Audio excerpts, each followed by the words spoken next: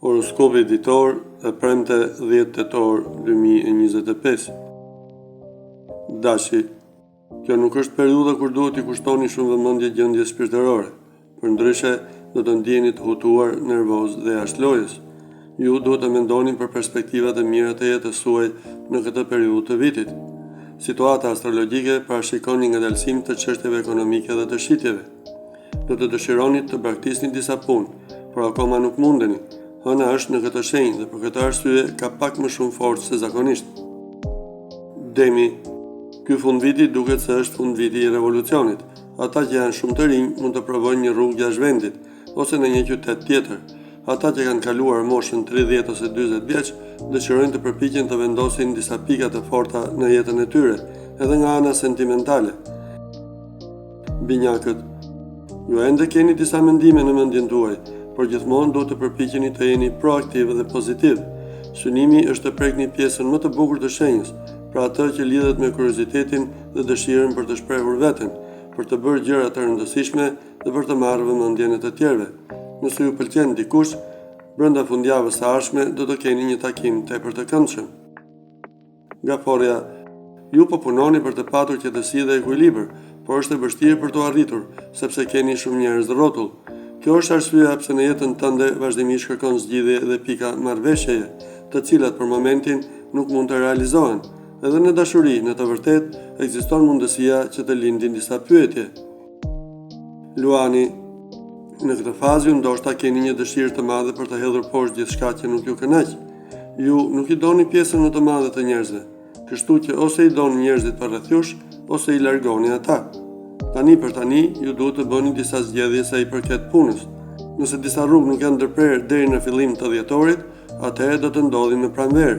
Ju gjithashtu mund të kryeni një projekt të ri ose një punë të re. Virgjëresha, ky fundvit po mbyllet në një mënyrë shumë energjike dhe intensive. Për momentin ju mund të largoni nga një kaluar e vështirë ose të merrni një çmim të mirë. Për shembull, ata që do të marrin një çmim ose të kryejnë një projekt me sukses, do të jenë më me fat. Në këtë fundvit, të rinjt mund të mendojnë që të mbarojnë një kurs të rëndësishëm ose të fillojnë një studim të ri. Peshorja, ky fundviti vazhdon në një mënyrë të rëndësishme, por dhe të hutuar. Ju do të keni një person të këndshëm pranë vetes, sepse në shenjën tuaj është Venusi. Kjo do të thotë që referencat familjare dhe emocionale janë shumë të rëndësishme për të ardhmen tuaj. Rekomandohet që të mos bëni asgjë duke u nxituar. Akrepi, e premtja do të jetë mjaft interesante për ju, edhe nëse mund të përballeni me vështirësi në mëngjes. Pjesa e dytë e ditës do të jetë shumë intriguese për ju. Sidoqoftë mund të keni shumë tensione në punë, që mbesin të hapura dhe ndoshta ekziston për të sqaruar disa keqkuptime me kolegë ose bashkëpunëtor. Bëni mirë që t'i kushtoni vëmendje këtyre çështjeve. Shigjetari, do të përjetoni ditë të qetë se hëna është në favorin tuaj. Kjo do të zgjas edhe përtej të premtes dhe të bëni gjithçka dëshironi. Sa i përket dashurisë, mund të ndjeni emocione shumë interesante. Nëse jeni beqar, mund të ndërtoni diçka të bukur me dy shenjat të zodiakut, siç janë Dashi dhe Ujori.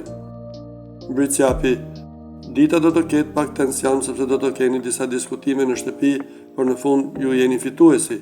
Edhe nëse jeni pak të lodhur dhe nëse nuk ndjeni në gjendje të përsosur fizike, do ta kuptoni pse nuk jeni mirë, duke zgjidhur gjithashtu problemin që ju mundon, ndërsa fundjava do të sjellë zhvillime mjaft interesante në dashuri. Ujori, do të jeni të lirë të thoni dhe të bëni atë që dëshironi. Kjo fundjavë mund t'ju bëjë të keni disa ndryshime në jetën tuaj, siç janë martesa ose të qenit më i lidhur me familjen. Me pak fjalë, shenja më revolucionare e zodiakut do të vërë kokën në vend këtë fundjavë, duke kërkuar stabilitet dhe siguri në jetë. Peshqit, duhet të shikoni të ardhmen me interes dhe vullnet. Nëse një çift është ndarë më parë, mund të ndjeni akoma të nevrikosur edhe tani. Sa i përket vendit të punës, jo gjithçka është e qartë. Shkëputja emocionale mund të lidhet me shumë mendime që kanë të bëjnë me paratë dhe aktivitetin profesional që ju kryeni.